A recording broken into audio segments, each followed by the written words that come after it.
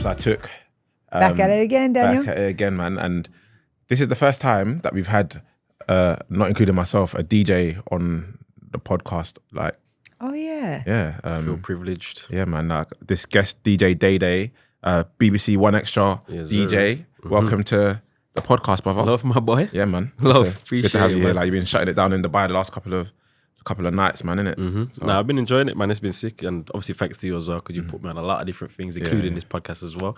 So I'm grateful to be on. Yeah, man. We're grateful to have you here. Like, obviously, we met years ago. Yeah. And I've just been watching in the background, like, hey, look at him go. Like, just saying how I'm listening to your mixtapes now, still like, just watching you go from strength to strength. It's actually really inspirational for everyone that's working hard at their craft, waiting for like just the next break, the next thing. And every time, I mean, I don't know about everything that you've been going through in these last 5 years, or even just all your life in general, to be honest.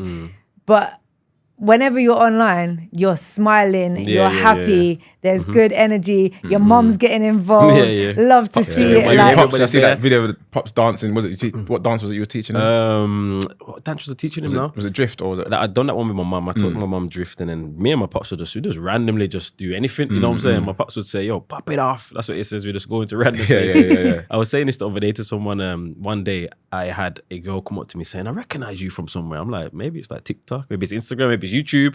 She said, "Nah, you're the Curry's man, innit?" Because me and my dad went into Curry's and we was doing the dancing videos, and that's how she recognized me. But she's referring to me not as DJ DayDay or like I seen you on TikTok or I've heard your mixes. You're the Curry's man. I'm like, rah.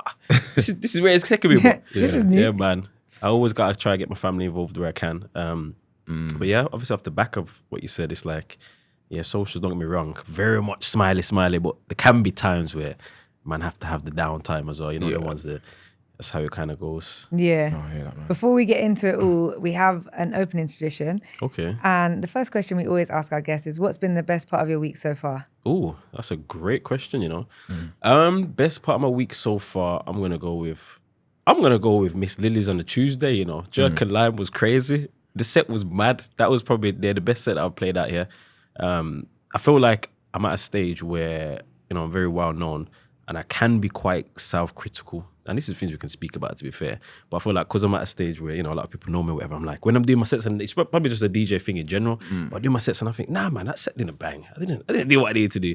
But yeah, Jerk and Lie, Miss Lily's on a Tuesday, I feel like I shouted it. So that was like a big win for me still. Yeah. What's the margin? I guess it's for both of you, really, like, what's the marker point of how you know if it bangs or not? I think there's different types. And I mean, like, for me, I guess sometimes it's just like, you know, within yourself, like, oh yeah, I enjoyed that one. And obviously it's the feedback you get and stuff. Yeah. But I don't know if it's the same for you, but I've come to realize like that sometimes like you could feel like you messed up and it's to you, it's like, oh, it might be a big mistake or whatever, but the audience, their ear don't even know. They don't even realize. I Yeah. agree. For me, I think, I suppose, because I was doing the last set as well, it's like, you know, when the night just ends nice, everybody's feeling happy and feeling loved up, finished on Whitney Houston and all that. It was just a beautiful moment, you know, the ones there. I don't know, I just think when I was playing, I just felt good. And obviously listening back to it as well, I'm like, yeah, man, I did that one. So I think that was definitely probably one of the best times I've had so far. Nice. What, like, I'm interested to know what life was like for DayDay as a kid, you know, growing up. You know, obviously I've seen on the socials, you know, like you're very family oriented. You know, like you see you involve your family in a lot of the stuff. But what was like life like for you as a kid? Life like for me as a kid, as far as I can remember, you know, the ones there, because I'm not gonna lie, my memory is terrible, you know. But yeah, like obviously living with my mum. My mum and dad split up probably when I was, I don't know, probably about 6 maybe. So still quite young.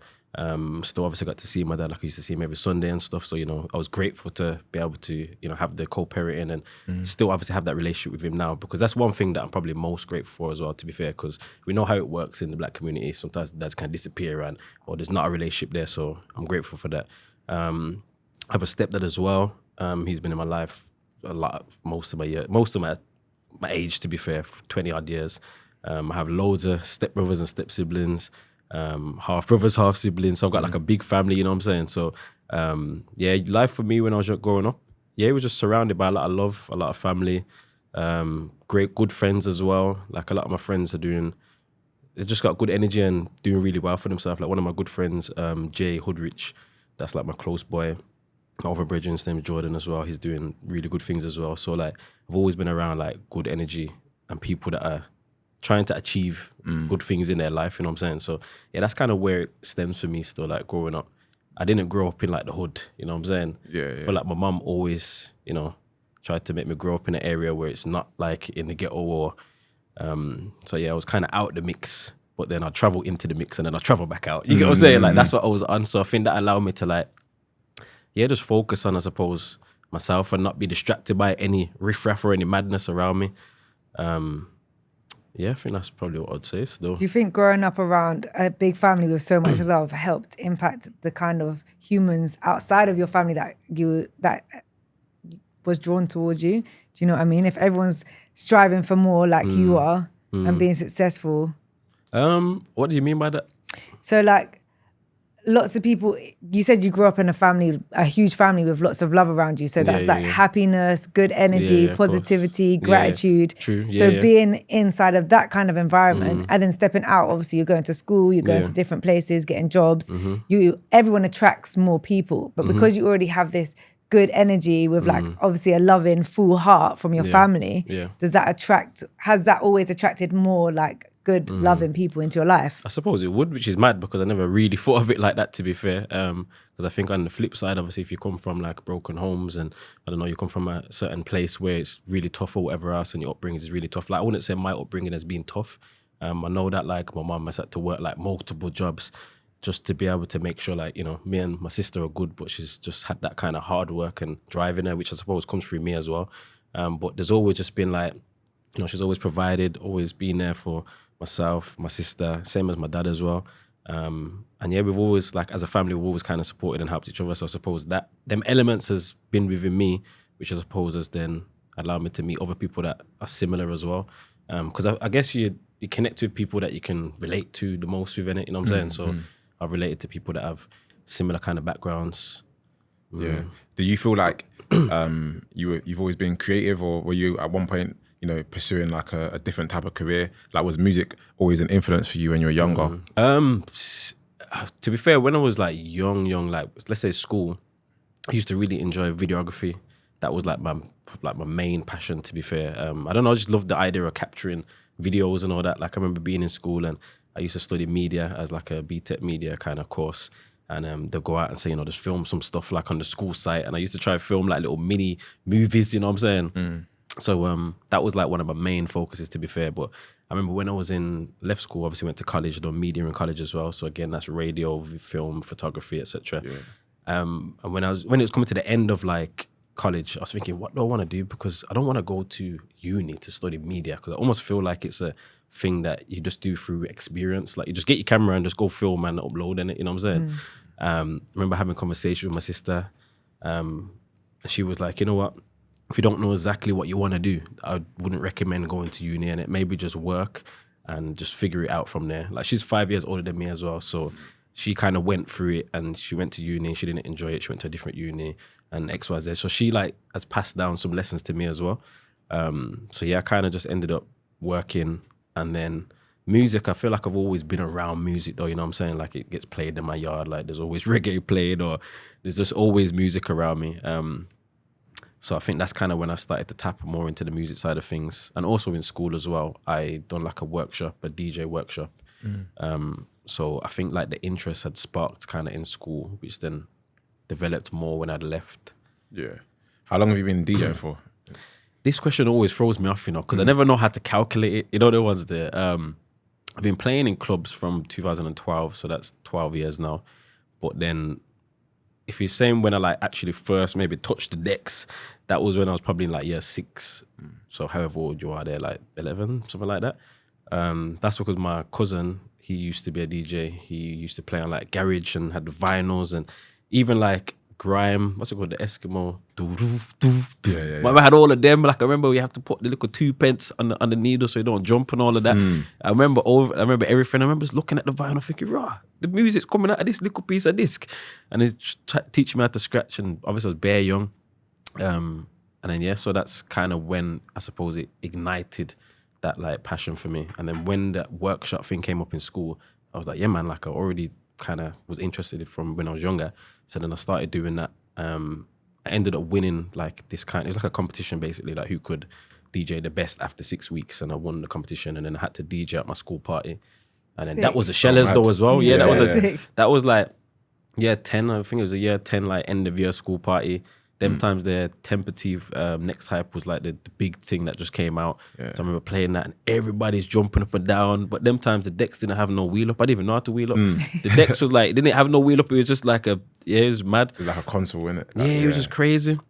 But I remember playing it and I'm looking around and I'm saying, rah, everybody's going mad. I had goosebumps. I'm like, nah, this is sick. So I need to do more of this. Where were you like getting your music from back then? Because obviously the way that we download music now is different. Yeah, yeah. Was it like them Kazars and Soulseek and all? I think it was probably like LimeWire. LimeWire, like LimeWire and them kind of websites there where you get bare viruses and all that. You know what I'm saying? That little that was it. What's his name? George Clinton. I did not have. Yeah, I think I downloaded it. Yeah, it must have been like LimeWire or something like that. Or like ripping it from YouTube or some stuff like that. I don't know, you know what I'm saying? Yeah. But I remember I had to download it. I had to pull it on a CD because again, when I was doing the set in school, it was all like CD decks, you know what I'm saying? So man, the mixing was probably rubbish. If I recorded the set, it's probably terrible. You know what it was there, but I was playing tunes though, so it worked. So yeah, man. So you had goosebumps from year 10 from how you made the crowd feel with the songs you was playing, but you still carried on with like multimedia, looking at all different avenues. So what actually was the kind of pivotal point where you're like, nah, DJing is what's for me? I think, to be fair, that's a good question as well. Yeah, I think it was just the love of music, innit? Like I think just the love of music it's just crazy. Like music makes you feel so good. It can change your vibe by just listening to one of my favorite songs to listen to, by the way, is Mary J. Blige. What's the name of it? Is it Happy? I think it's Happy. What? You got Happy. Really? Yeah, you got Happy as well. Yeah, then you got the one where they've remixed the Mary Jane Girls All Night Long. All night long. That's one of my that's my happy song, you know. Yeah, that one there. I should have played that yesterday. So yeah, I think the pivotal point, I suppose, it was when I probably left school, and then again I done like the workshop thing, and then I remember asking my mum, I says like, can you get me this DJ controller for Christmas? My mum got it me. Again, I had all my music downloaded or whatever, and I started just practicing what I'd learned, and I'm mixing. My first ever mix was in 2011, and I posted it on YouTube, and it was a bashment mix. God, you know, say, man, I really hard, man, you know, so you get it. And obviously back then, you know, your Vibes all the Vibes Cartel and the popcorn that we play now in the clubs, Touch a Button and all that, it came out back then. So that was fresh. So I was putting that in the mixes, and the mix just went mad. So then I thought, okay, I'm liking the numbers on this, so I'm going to do a next one. So I think it was just seeing the views and the reaction from what I'd put out, and it just encouraged me to make more, I suppose. Because you make mixes on lots of different genres of music. Yeah. What's your like go-to favorite? Is it bashment? I would say my go-to favorite is bashment, yeah. Not in terms of like mixes, probably R&B, but in terms of if I'm doing a set, it would be bashment still, yeah. I could stay in a bashment set for forever. You know the ones there, like sometimes it's difficult when I'm DJing. I'm like, if I'm playing bashment, I'm like, how do I get out of this now? And this is where the vibes is at. You get what I'm saying? Yeah. So yeah, sometimes I feel like the stems helps you pivot. Like, yeah. You do that really well. I need to practice more with stems, man. I'm old school, man. I only recently got stems. You know? Yeah. What is stems? So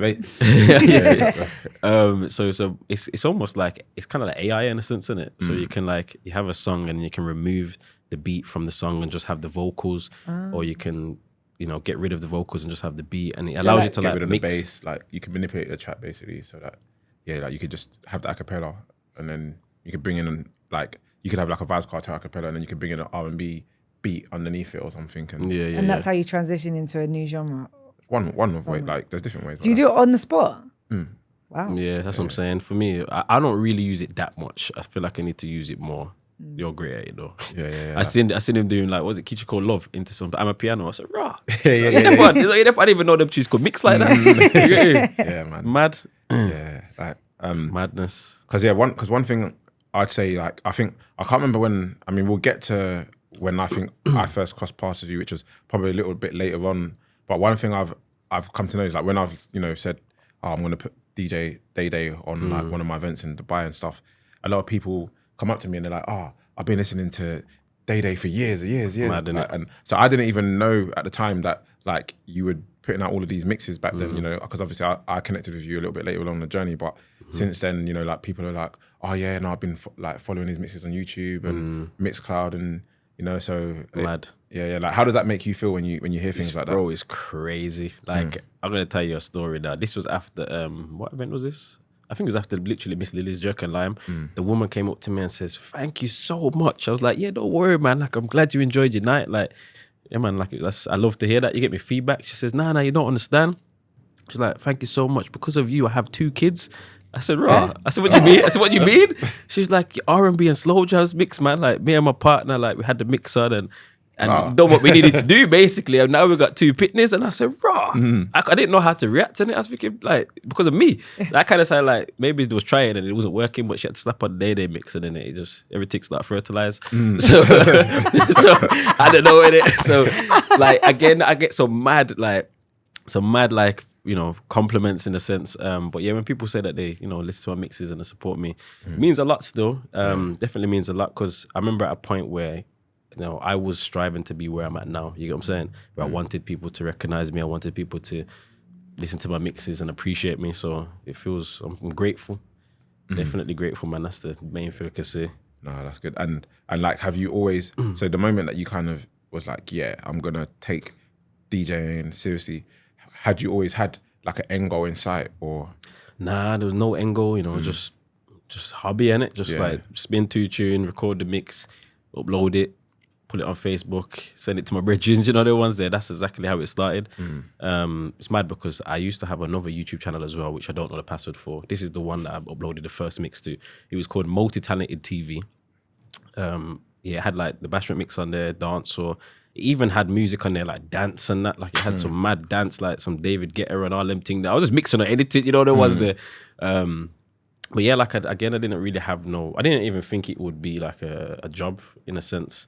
I kind of thought, like, you know, it would get serious. Or the moment I realized it was going to get serious is when I had a booking in Germany, which was in 2016. So again, I was putting out my mixes or whatever. I'm still doing sets and stuff in different places. And then the guy reached out to me on Facebook saying, like, "I want to book you in Germany. We listen to your R&B mix, really like it." I'm looking at it thinking, nah, this must be some spam or something. I don't know about this. You know, there was there. Like, I don't trust people like that, you know. So I'm like, okay, cool. Like, tell me more, etc. My mom said, yeah, pay for your flight, pay for your hotel, pay to DJ. I'm like, this is mad. Never been flown out and paid to do something like this. So then, again, it all came through. Like, he booked it, flew out there. Me and my sister went out there, done the set. That was the first time, like, I DJ'd abroad. The first time I had ever used the mic as well, because I felt like I had to. Like, I was the guest DJ, and it, like, all the other DJs using the mic now. I'm having to introduce myself, you get me? I said, I was bare nervous though. Like, when I look back on the video, like, DayDay, I'm from the UK. Yeah. Like, I didn't know what to say, you get me? But yeah, I think from that moment, I said, yo, this is a serious thing. I need to, like, take it seriously, you get me? So yeah, man. What's been one of the toughest challenges that you faced on the journey? Because obviously you have great stories like that where you're like, yeah, I can do this. This is amazing. Like, who doesn't want to get flued out and paid? So then you obviously have the other days where you're like, nah, I want to chuck the decks away. Yeah. Nah, I hear it. The toughest, I mean, it's difficult to say, to be fair. I feel like it's very up and down. Like, you know, I feel like a lot of entrepreneurs or creatives could probably relate. Like, you have times where, you know, you're very much up, especially with me. Like, I'm a high vibrational person, you get me? But then there is times where I don't necessarily feel like that. But then again, I do things like I walk, or try and read, or spend time with my family, like in my downtime, to refill back up myself. You know, the ones that, because you know, when you, as a DJ or creative, you're giving a lot in it. You have to fill up your own cup as well. You know, the ones there. But there is a moment or a story where I can tell, which is quite a difficult one. So basically, my friend Mist, obviously the rapper, he was on tour in 2016 or 2017, and he was doing a Birmingham show. I was there, I was DJing. I finished my set, and then my boy was DJing, and one of my other boys was on the mic. He was like on the stage hosting, jumping up and down. Everybody's screaming. Everyone's got their flashlights on. And I'm looking and I'm thinking, I've never hosted before, you know, like I've been on the mic while I'm DJing, but I've never been on a stage, you get me? It's a bit different. So I'm thinking, I want to do it. Like, I'm looking over and I can see the mic, you know, like just there by the next 2 mics. I'm like, I want to get the mic and like host with him. But I was shook though. I was mad shook. So I'm recording him now, you know, I'm behind my camera recording him. I'm happy for my bridge, you know. So when I got home now, I was just thinking, you know, you're beating yourself up. I'm like, why did I do that, man? What am I doing? Like, that could have been mad. Like, they could have got bare posts of me or whatever. And then that same night, couldn't sleep and that. Felt like I woke up mad tired, like I was just drained. And these times I was working. I used to work for DHL, Land Rover, basically, where they make the cars and that.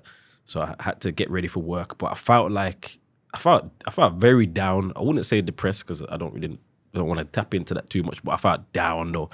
And then something just kicked in and says, nah, I can't go out like this, you know. I gotta redeem myself, you get me? I can't go to work feeling like this. So then I remember I phoned them up. They was cool anyway, like they knew I used to DJ and I was doing up tours or whatever. So I said, yo, like I can't make it in today, blah, blah. They said, cool, do your thing. It's mad to even think that work could be like that. But they was cool with me anyway. So then I ended up going to London because he had a show in London that same day. So I phoned my brother and I said, yo, I'm coming with you, like I'm going to London, blah, blah. So we went up there. And my boy is basically, Little Boys is DJ. Well, it was Little Boys is DJ. So when we got there, bare traffic in London, as you know, it's a mad thing. And I had like 10 minutes before he had to jump on decks in it, before Little Boys had to perform. So I was like, okay, cool, I'm going to like host before they perform. So I've took the mic. Bear in mind, I've took myself all the way to London now, you know, thinking, and I feel like London as well. I feel like they're more critical, you know. I feel like London people don't really mess around. Like if you shit, they'll tell you that you shit, you know. So you know what I'm saying? Like they'll probably start booing, man. So I'm thinking, okay, cool. So I'm on the mic and I know I'm looking bare awkward, sounding awkward, but I just thought I had to just do it, innit? So then after I've done it, like I felt so much better, like, you know, when you just kind of overcome that fear. And then the next like shows that I've done and the next tours and stuff, like I was on a mad thing, I was jumping on the stage or jumping off the stage, I was in the crowd, so that was like a time, I suppose, where it was difficult, where I almost had that fear in it, you know what I'm saying? Couldn't sleep. It was mad. So yeah, man. That's very sick though, that you took that fear and you're like, nah, allow it. I'm overcoming this. Nah, 100. And you enjoyed it, right? Yeah, I enjoyed it, man. And I think a lot of DJs probably go through that as well, like especially when it comes to like using the mic. Like now I rarely do a set without doing the mic. Unless there's somebody that can host for me, then it's easier for me. But yeah, I would always use the mic now, you know what I'm saying? So it's just mad. And even that now, like by me doing that step, that's probably helped me in a sense because now I'm on radio. So if I didn't have my mic voice, I probably wouldn't be on radio, you get what I'm saying? Like, so it's mad it works still. I was gonna say, how was that kind of transition? Because you've gone from doing sets in clubs, helping out friends, doing all your mixes, your YouTube channels, like even just sometimes being on live on Instagram and stuff, having fun. You're just being yourself, like exuding all this good energy and everyone's just taking it up and like you're literally throwing happiness into homes and the club and stuff.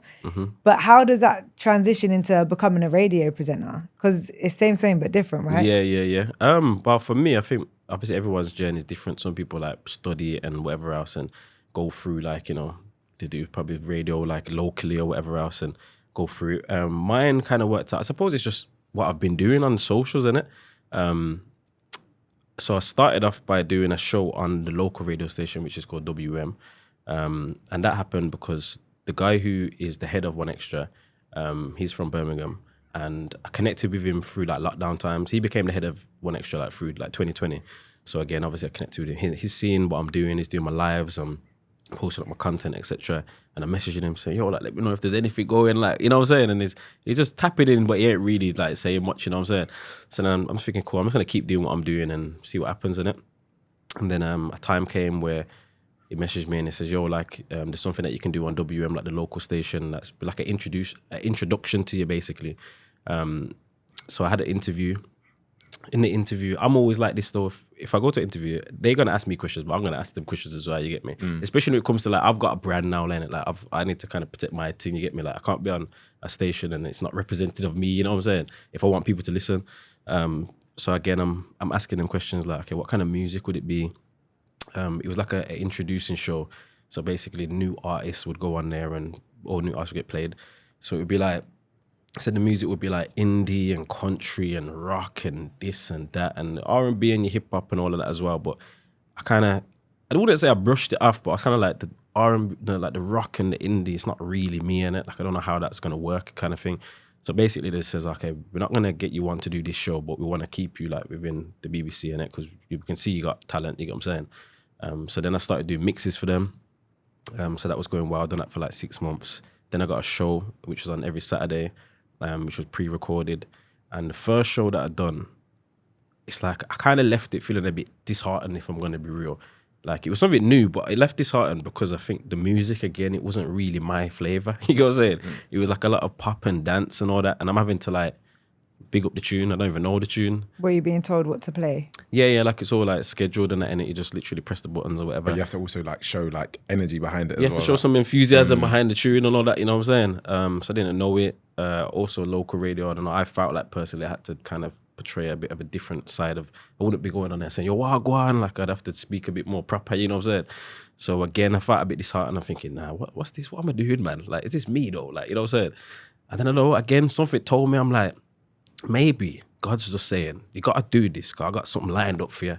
Or just learn, like it's a new string to the bow. Just go with it, you know what I'm saying? So I ended up going with it. I started like listening back to my shows, figuring out like things that I can do better. And yeah, slowly and slowly I got better. And then I knew that show basically was like temporary. It was going to end because there was changes like happening and stuff. So that show ended in October. But in September, so the month before, I had a call to say, yo, there's an opportunity to do one extra. It's 5 days a week. Let me know if you're down, blah, blah. I said, yeah, I'm down. Like, of course I'm down. You know what I'm saying? Like, I'm on it. Like, what you mean? So it's mad how like that one ended. And then the next one got announced like the next month, you know what I'm saying? So again, I just have to give praises to God. I just think it was God's plan personally. Yeah, man. Sometimes giving you the stepping stool. 100%. The lesson that I learned from that is, I don't know, I feel like sometimes there might be things that you don't want to do, but maybe you have to do it because there's certain better that's coming. You know what I'm saying? I even think as well, like you have to give yourself props, because I think the stuff that you were doing in lockdown, in particular, like let's say the TikTok mixes and stuff, that I think helped also for you to kind of create a buzz for yourself, you know. And I think especially in today's world, you know, a lot of the time people get rejections, you know, and people like the answer is no, and it's hard to break down doors and stuff. And your currency is stronger when you've got your own buzz, right? Yeah, 100%, definitely. I feel like a lot of I do my own events as well, and you know, up and coming DJs will message me saying, yes, DayDay, can I get on your events and stuff? And I don't mind putting up and coming DJs on, you know, but if I go on your page and you ain't got nothing going in, it's like I always say, like, you have to put yourself on first before anybody puts you on. You know what I'm saying? You have to create your own buzz. Yeah. So yeah, it's definitely key. Especially because you actually walked that path. Yeah, so you know what it takes. You're not just here because you're like, please. Yeah, it's not a handouts thing. You gotta build up your own thing, man. Like, if I see people that are working hard and everything, it's looking professional and you're doing your thing, then that's when it can work. You know what I'm saying?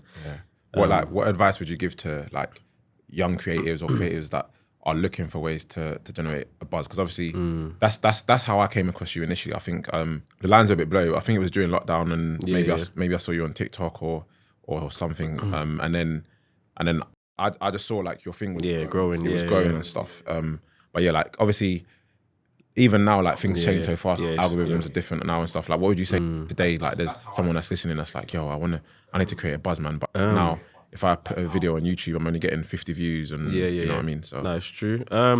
Good question. I feel like the best way is to probably look at like what's kind of working or what people are doing. Not necessarily saying like to copy people, but you just get inspiration. You know what I'm saying? Like, I'm noticing like now a lot of people are doing YouTube videos that are. Okay, we're in Dubai in it, so I'm planning to do some at some point. I don't know when, but I want to do a video where I got decks and that, and I'm playing, and there's a nice scenery in the background. I'm noticing a lot of that. Like, a lot of my mixes on YouTube, obviously just my artwork in it. But again, I'm noticing like what people are doing and what's working. So why don't I do it and put my little spin on it now?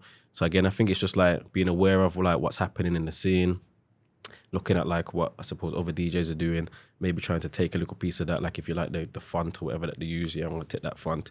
You like what Mima's doing over there, I'm gonna take that. And then you make it your own. You make up your own little recipe, because that's what I done with TikTok. Like, before I was doing the DJ videos, I used to do like a lot of personality videos. It's kind of like, it was almost like I was a comedian in a sense. But I'm not a comedian, though, you get it? Like, I can be when I want to be. Obviously, just random videos, like, you know, like you go in a yard shop and they say, we don't have that and all them kind of common things that people know. And then I got to a point and I'm like, I had like a bit of a creator's block. I'm like, what do I make next? But then I thought, why not just make DJ videos? That's what I do. So then I went on TikTok, I started searching it, started seeing what people was doing, and then again, I created my own. I started to do like maybe the top 5 Vibes Cartels tunes or something like that. And then that started to catch on, and I've done more. So yeah, my main advice would be to look at what's happening and try and take things from people, but don't copy though. because I've had people like fully imitate my thing. Everything's to say, and I'm saying that's not the way forward. You know what I'm saying? So yeah, man.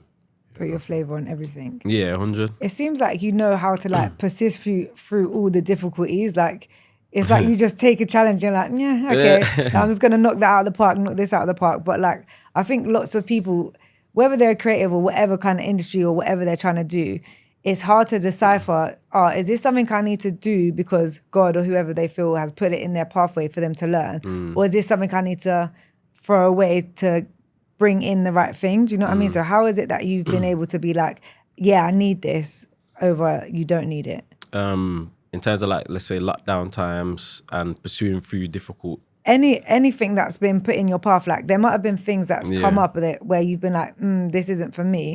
But then there's been like the local radio. You're like, this isn't really for me. This ain't my flavor. But actually, I know I need this. Yeah.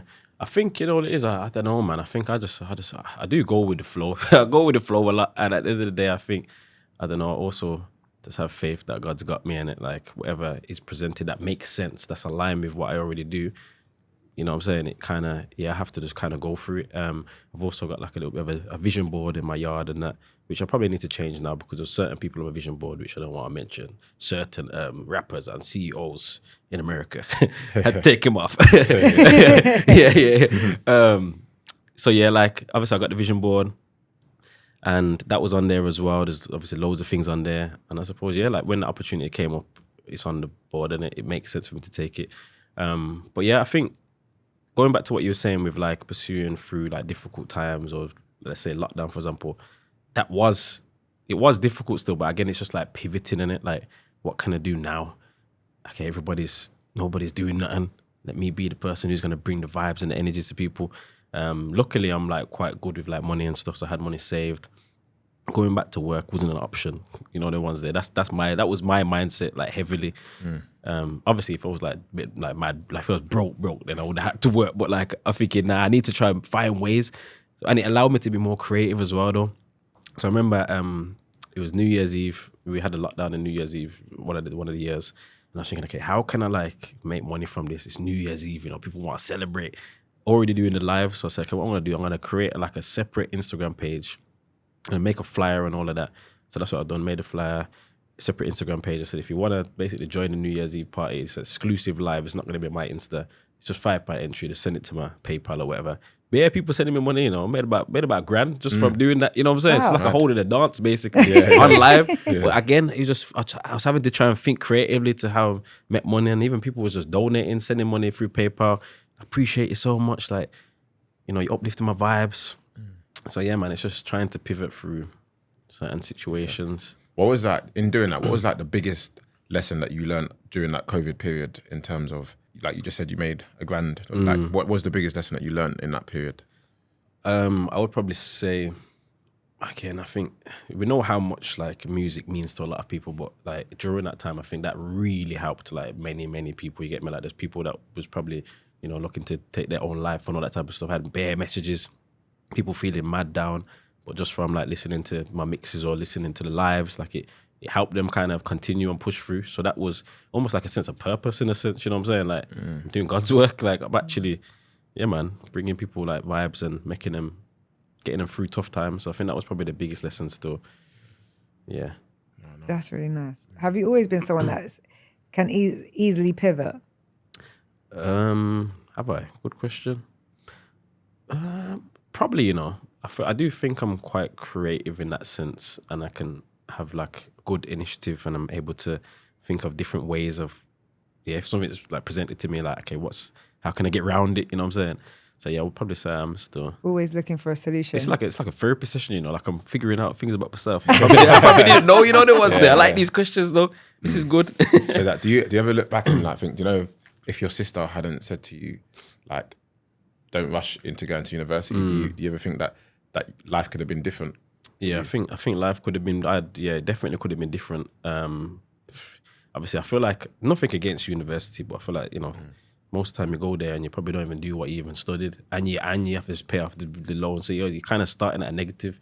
But yeah, it definitely could have been different, and I'm very, very grateful for my sister as well, man, because again, 5 years older. It's almost like she was like the one that was in front and she probably get a couple bullets and I'm behind her. You know what I'm saying? Like she was the armor for me in it, you know what I'm saying? So like she'd tell me like, yo, Day, like don't do this. Or okay, when you get your first job, the reason why I had my first job was because of her as well. So my first job was at JD Sports. I was getting paid £3.60 for an hour them time there. You know, they pay man mad cheap. And she used to work there. She used to work there, so obviously she was cool with the manager. So she said, oh, my little brother is 16 now, he wants to work, whatever. I had a job. I started my job the day after prom, so I was straight in, you know what I'm saying? Then even that, she was saying to me, like, you know, whenever you get paid, like, go to the bank, tell them that you want like £20 every week or whatever, go into your savings. That then led up to me buying my first car. So again, like, I'm very grateful for her. And even, like I said to her, like, many years ago, her name's Nat. I said, Nat, like, what do you want? Like, what do you want in terms of, like, do you want a watch? She loves watches, innit? She's like, yeah, man, I want a green face Rolex. Show me a picture of it. I was like, cool, I'm going to pull up my vision board. I'm going to buy you that at one point just to say, like, thank you, you get what I'm saying? So, I got many things on there, man, like, something for my mum. Yeah. Nah, not yet still. Yeah. I haven't got myself Rolex shit. I don't even really, you know what's mad with me, yeah? I don't really spend on myself. I'd spend for my family still, but I'm very stingy on myself. I don't really do the designers and all that. You know what I'm saying? Yeah. But do you have ways that you like celebrate your wins? I think so, yeah, I would say so. I haven't done it recently, but at one point I had, let's say like in terms of like rates and fees, like, I don't even normally talk about fees, but it is what it is. So basically, in terms of like an hour set, I said to myself, when I reach £1,000 for an hour set, I'm going to buy myself a bag. So I wanted like a Louis Vuitton bag or whatever in it. But I was like, when I reach the bag, I'm going to get the bag. You know what I'm saying? That was like my motto with it. I reached the bag so that I got the bag. So again, I think I'm just trying to like I need to set new ones though. When I reach this, I'm going to get that. Because then it's like... Is it always like something that you want to buy? Do you know what I mean? Or is it like a trip or... I suppose I've only really done it with that time, to be fair. Other than that, I suppose it's if I'm like, you know, coming out here, maybe just treat myself in it, you know what I'm saying? Yeah. So I feel like in this life, you're always like working on the next thing, and you're obviously someone that's constantly pivoting. Yeah. Seeing no problems, just like solutions everywhere and like creative ways to do it. So it's like one stage you need to just, or everyone needs to just stop and look like, oh, well done. Like, give yourself a pat on the back. Like, I've been working hard. No, you're right. I need to set more of them for myself. I don't really have many of them, to be fair. Maybe even if it's just, I might start doing like, I don't know, like a spa day or something like once a month or something. You know, the ones there like, you got through the month, man. You know what I'm saying? Like, yo, I'm doing radio 5 days a week. It's not easy, you know. It's not easy, man. Well, it is, but it's not at the same time. You know, the ones there. Yeah, like, so, like, you obviously, now you're here, for example. Yeah. Are you, like, have the show been pre-recorded or is it someone covering you? Oh, like, nice. Yeah, someone's covering me at the moment. Yeah. And then, obviously, I don't know when this will be going out, but I'll be back, like, a week and a bit, I think. Yeah, man, let's bring the vibes again. And obviously, I had you on there doing the mix as well. You get me? Man, come on now. Yeah, come on, man. Yeah. You've seen, like, DayDay, I guess, like, DJing at the prom. Then, you know, DayDay, that's, I guess, the YouTube mixes and, you know, and then DayDay on the TikTok and then DayDay now on BBC One Extra. What challenges have come with, I guess, the extra attention that you've got off the back of that? Oh, that's a great question. What challenges? I think, you know what? It's mad to, I suppose the more I'm getting like out there and more known and stuff, I think it's like the recognition from people. Like sometimes like I've been just like by my yard, driving back from wherever I'm come from, driving, and my cars ain't really tinted too tough, you get me? And I've some geezer said, yo, some road man, you know, he said, yo, I've looked over, my man's like this, like weighing down your window. I'm thinking, what's my man like that? Like moving a bit mad. He's like, yo, blood. He's like, you know who I'm listening to right now? And then obviously he started turning it up and he's playing my mix. But then sometimes I think it's like when people recognize me, sometimes I feel I don't want to be seen. You know what I'm saying? Like even down to, I still live at home at the moment, mum, stepdad. But I'm gonna move crib, but I'm like conscious of like where I'm moving to because I don't want people to know where I live. Like I'm in that space. You know what I'm saying? I'm very I don't know. It's probably me in my own head in it, but I'm very like curious with them kind of things.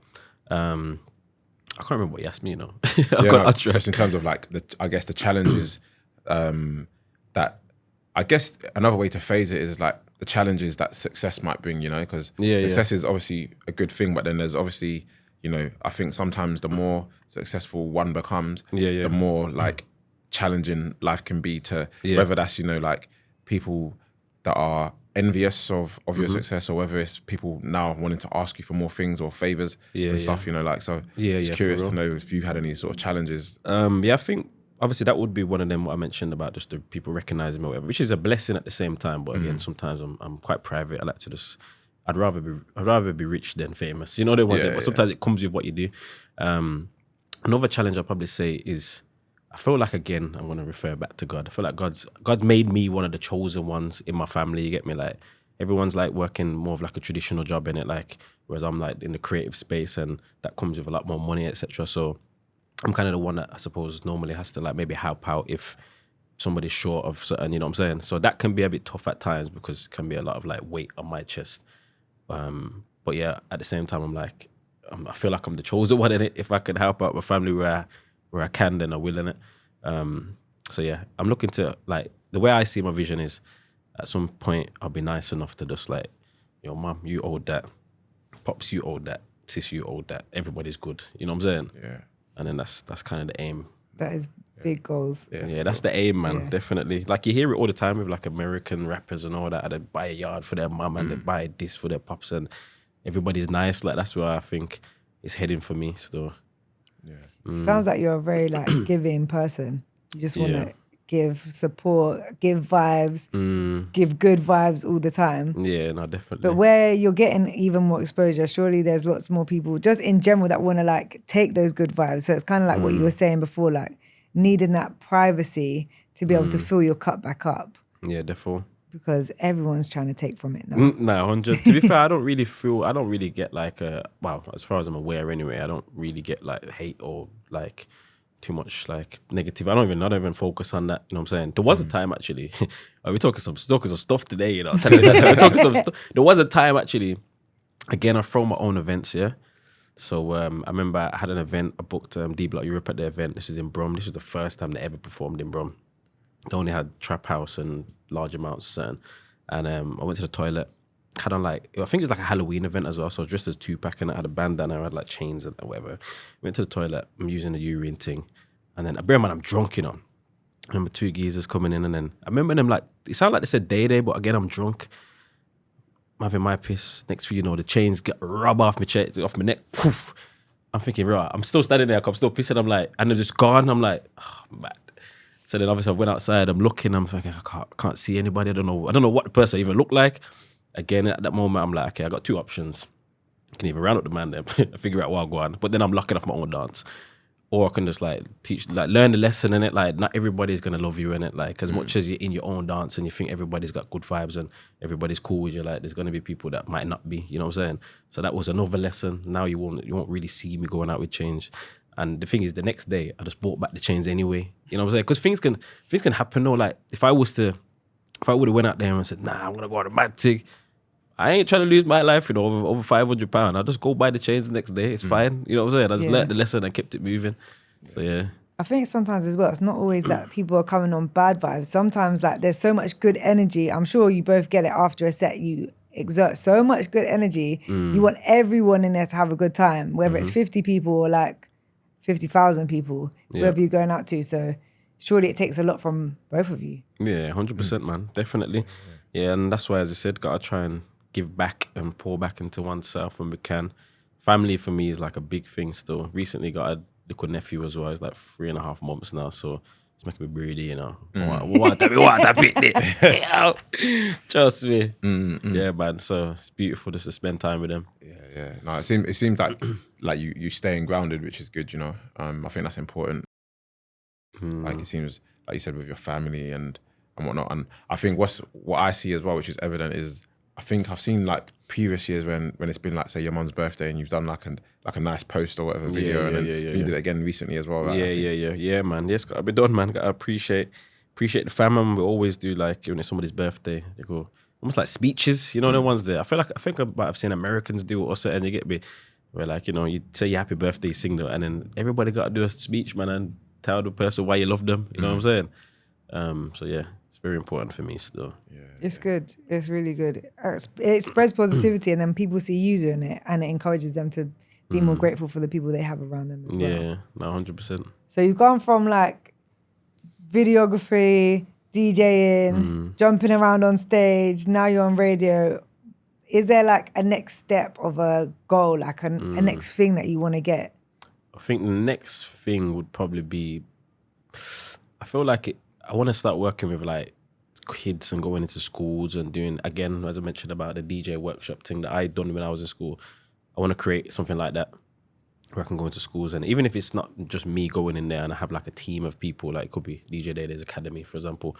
And yeah, I suppose that's another way to kind of birth more people that could be like me, you know what I'm saying? Like, so yeah, that's probably one of my main things that I want to start tapping into, but that's more of like I wouldn't say like a retirement plan, but you know, when I want to step away from DJing or whatever little piece, I have something else that I got going in as well. I also like the idea of like almost executive producing music. I have like quite a lot of friends and family that have like studios and produce music and stuff. So yeah, a lot of the people that I was looking up to was your DJ Khaled's and your P Diddy, but I've tipped my man off the list. You gotta say. But yeah, your Khaled, for example, DJ Khaled featuring, that's the kind of vibe I could see going down. Maybe like genres like R&B, reggae, dancehall, probably them three would be the main. So yeah, I think that's the next step still. And then even like, I don't know, just showcasing more personality, maybe doing like TV work, creating more content, collaborating with big like companies, hosting, you know, Brit Awards or some kind of, I don't know, you know what I'm saying? I want to be like a big personality, but also DJ kind of person.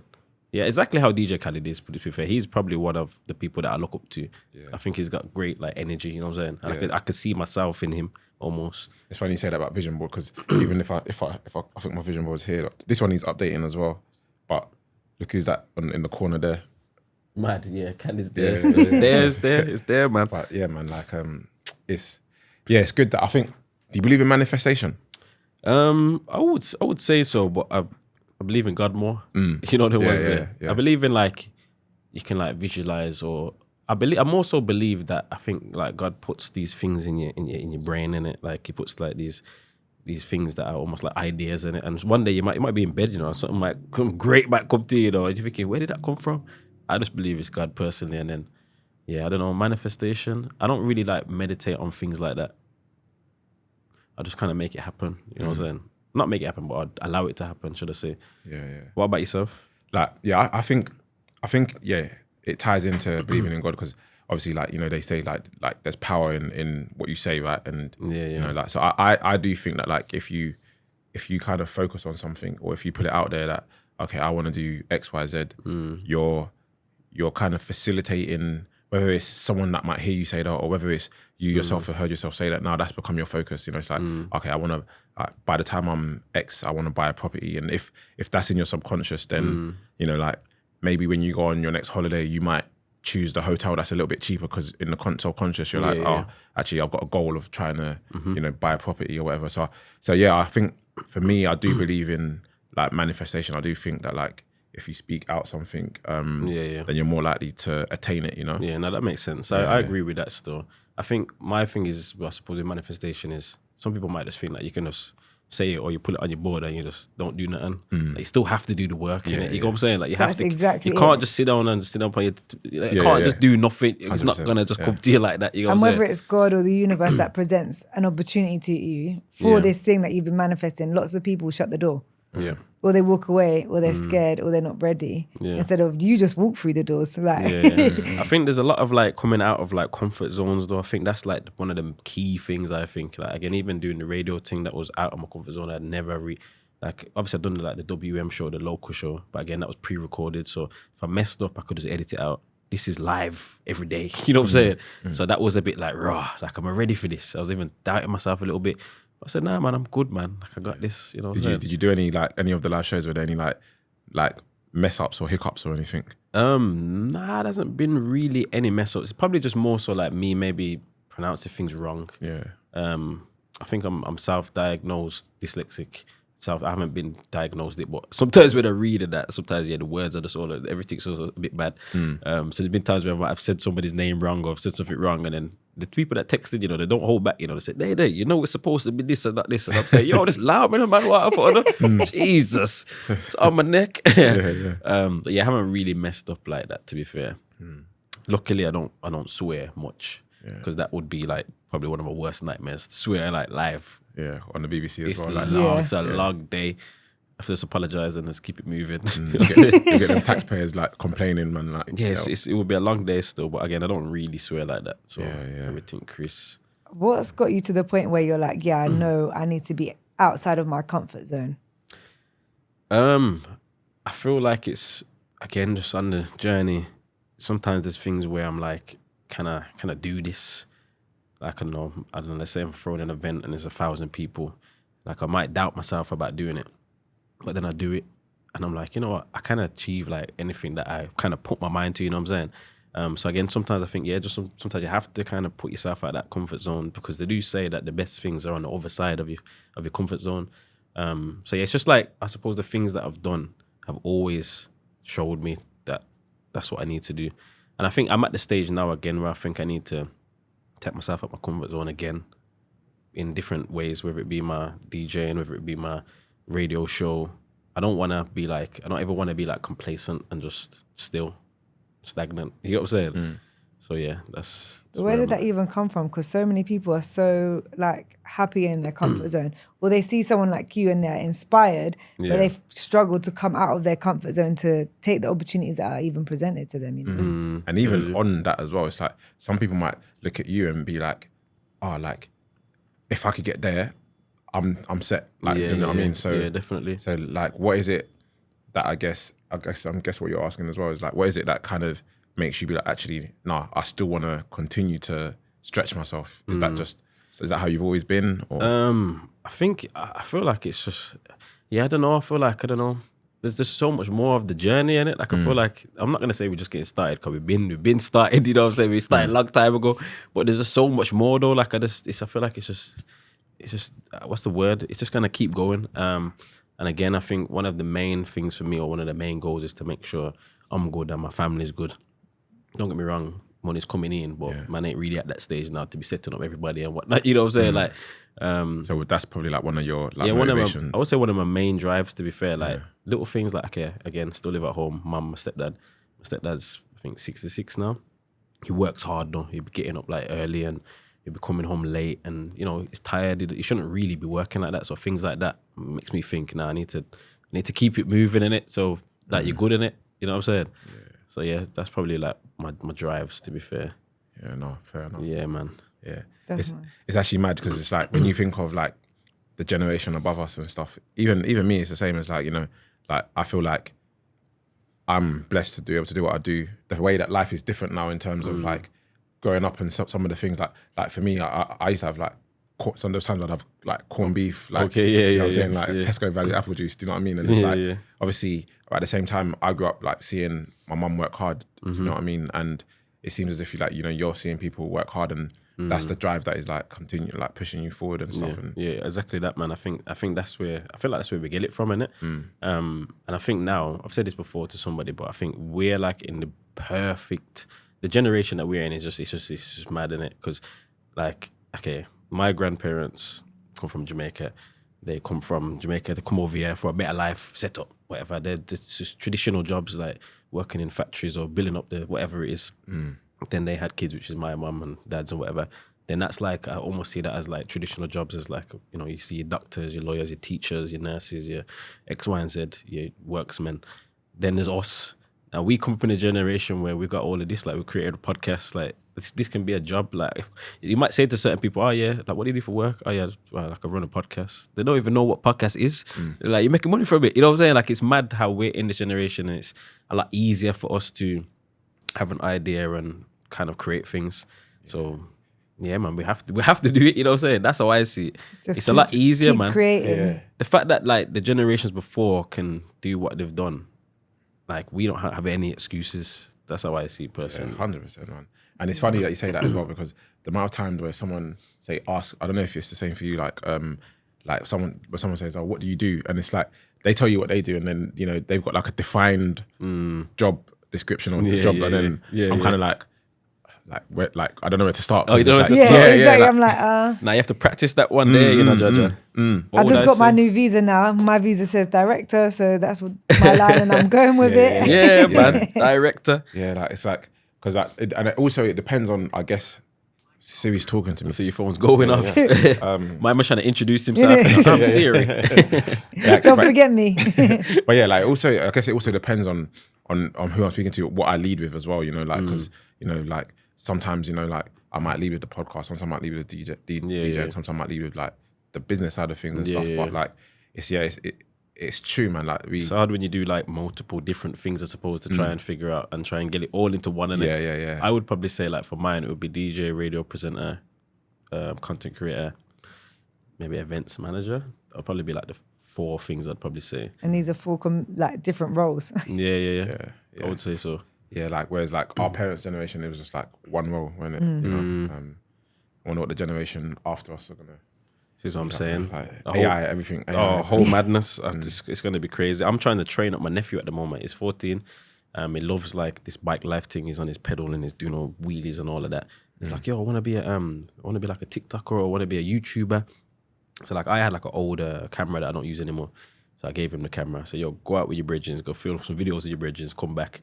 So then he came back now on a Sunday. He's like, yeah, like this is what I got. So then I showed him how to set up on Final Cut Pro, like the editing software. I'm showing him, okay, this is how you edit your videos. Because at first he was like, oh yeah, my friend edits my videos. I said, you can't really rely on your friend, no, because when your friend disappears, then you're not going to know how to do your own thing. So I'm teaching him how to edit. And again, how did you learn how to edit? Oh, how did I think it might have been like school, you know. Yeah, it was school because I'd done the media in school. So that was like when I learned the Final Cut and all that type of stuff. So yeah, like I'm trying to train him up. You get me? I bought him a GoPro as well. No, sorry, I had a GoPro, one of my old ones. Again, he gets to pass me down. Same way how my sister was looking out for me and buying me stuff and pass down. He now gets to pass down. Do you get me? So now he's got a GoPro. Telling him, go make your videos, go do your thing. Because he's kind of got like the entrepreneurial mind as well, where he's come up to me one time and he says, this is when he was in primary school. He was like, Uncle, I've been going to school. I've been selling drinks, you know. I swear. I said, sick. I love that, you know. Like, that's sick. Like, I said, how much you buying the drinks for? He says, like 50 pence. I said, save. Like, how much you selling them for? It's like 55p. I said, bro, that 5p ain't doing that for your pockets right now, you know, G. You need to up the price or you need to get something and buy it low and sell it a bit higher. Like, even if you just buy some sweets or something and bag it up here and sell it for 50 pence. But really, you know what I'm saying? Like, so he's got the entrepreneurial mind, but yeah, I had to teach him about like assets and liabilities and all them thing there. Like he was talking about his bike. He was like, he's like, this is broke on my bike. Every week he comes around, something's broke because bear in mind is wheeling and everything's just bad enough. And he said, yeah, this is broke. I said, bro, your bike is sounding like a whole heap of expenses. It sounds like a liability. He said, what's expenses? What's a liability? I said, yeah. So listen here, young blood, let me tell you something. So I'm having to teach him up, man. But again, I think just by doing that, it kind of showed me that I've got that in me though. Like I like to help people. I like to almost have that role model kind of thing, which again leads into like me going into schools and working with like kids and stuff like that. So yeah, man. I look forward to seeing it coming into fruition. Yeah, I'm 100%. sure all these kids are going to be enjoying as well. Yeah, that's going to be crazy, man. That's going to be crazy. You have to show your nephew CapCut as well. Yeah, CapCut. Yeah, to be fair, I think he uses CapCut as well. Had to show him about Canva because he's like uploaded some YouTube videos now and he's like, I want a thumbnail and that. I said, yeah, man, use Canva, go edit. I'm having to show him while going, so hopefully he just continues and does his own thing, you get me? Yeah. So yeah, man. Sick. And I guess like before we close out, like, are there any like final tips or words of wisdom that you'd give to anyone that's, you know, like listening, that I don't know, because maybe it could be any part of your journey, the lessons that you've learned from like, you know, not going to uni and not caving into society's demands to do that, or you know, like, you know, sticking to your guns. Society's demands in general. No, for real. Good question. I would probably say, I think, where did I learn this from? I think it might have been Steve Harvey. I listen to like his podcast sometimes. He doesn't really met them anymore, but he said something along the lines of like everybody's got a gift. It's not just the gift of like, you know, walking and be able to talk and all these type of things. It's like some people might be able to, you know, braid hair like really good, or they might make the best like sweet corn or whatever. Like it could be anything, you know what I'm saying? Like certain where people have come to you and say, oh my God, like this is so nice, or this is so good, or you're really good at this. Like you have to identify what your gift is. It might not even be something to do with like crafting. It could just be the type of person you are. If you're a very caring person, if you can speak to somebody and you're listening and you're able to help them, like that's a gift in it. So you need to tap into that. And yeah, just try and like, I suppose, work through it. Because, you know, with your gift, you'll be able to make money, hopefully. So yeah, I think that would probably be one of the main things for me, is trying to identify a gift and try and develop it. Get your pen and paper out. I used to do bare with this, like, I don't do it as much now, but I remember I bought a book in 2017, just like a journal in a sense. And this was before I left my job as well, by the way. And I wrote it down. I said, okay, things I'm going to do when I leave my job. And I'm writing down, okay, this was on there, travel to Dubai. There's bare things out there, do this podcast, blah, blah, blah. Planning it out. While I'm in work, people was coming up to me saying, DayDay, like, what are you doing? And that I'm saying, yo, listen, I'm plotting my way out of here. I'm not really trying to be here too long, you get me? Plotting and that, I'm reading in work. So again, I think just writing down things is very important. What else would I say? And yeah, I think just if you got something that you want to like go for, like it's easier said than done just to say like go for it. But just I think the hardest part is just starting, and it just at least just try to start and just go with the flow. Don't just give up like if it don't work in 10 days, because things might take a little bit longer to start get some motion in it. You know what I'm saying? So yeah, that would probably be the main thing still. Yeah. Do you still have that notebook? Yeah, I've still got it. I've got 3 now, actually. I've got more than that. I got 3. These notebooks are like the big ones as well, the big like A4 size ones. So I got 3 of them, and then I've got some smaller ones. And do you tick them off when you've done it? A lot of it in there was, to be fair, I do need to go through it and tick it off. I've ticked it off recently. Some of the things I still haven't done. Like the workshop was in there from time ago. So yeah, but like, I mean, we can't do everything at the same time. Yeah, it's true. Still young, need something for later. Yeah, man. So I think everything's just at the right time, and maybe it wasn't the right time for me to do that. I was still kind of on the come up or whatever. Whereas now I think, okay, my name's like solidified. It just makes sense. Yeah. And as well, like I want to create like, I suppose, businesses that are outside of me, where I don't necessarily have to be there. That's another thing I learned in lockdown as well, because everything lock off and everybody's. The jobs that we do, like DJing, or if you work in a certain job, you have to be there to get paid. Whereas like, okay, I want to create some kind of business that I don't have to be there. So I actually created an online course, which I haven't really promoted, to be honest, which I should do. Where can people find it? It's in my bio, so on Instagram. Yeah, it's on my bio still. I don't know the actual address of it. But yeah, literally just sat down with a camera like this with the decks and bare lessons on there. There's probably about 12 modules and 20 videos or something mad like that. But yeah. Sick. Yeah. And what time can people tune in to listen to you on BBC One Extra? It's from 10 a.m. till 12:45, and obviously that's UK time. So you just gotta work it out if you're listening from the bar, 4 hours ahead, yeah. Yeah. But yeah, man. Sick. Thank you so much. But before we close up, we've got a closing tradition. Okay, yeah. Giovanni? Yeah, so if you could choose one rule for everyone in the world to implement, what would it be and why? Wow. I might need some time for this one here, What would it be and why? What would I say? If I could choose one rule for everyone to implement in the world, what would it be? Again, I'm gonna go back to the Bible with it. Love thy neighbor. Just show love, man. No hate. You know what I'm saying? That's what I'm on, man. There's a no hate thing. Yeah. Everybody just love. That's what I'm on personally. Why, I suppose, doesn't really need any definition, but there's a whole heap of madness that's going on out there. I feel like if we was to love and support each other more, there'll be a lot more growth. It would just be a more beautiful place to live. Yeah. That's what I would probably say. Agreed. Yeah, man. Yeah. Yeah, bro. No, it's been good having you on, man. It's been lit, man. I'm glad that we managed to get the time to get you on and chop it up, man. So it's been good. Appreciate it. Thanks for having me, man. Jeez. All right, so it's a wrap. Yeah.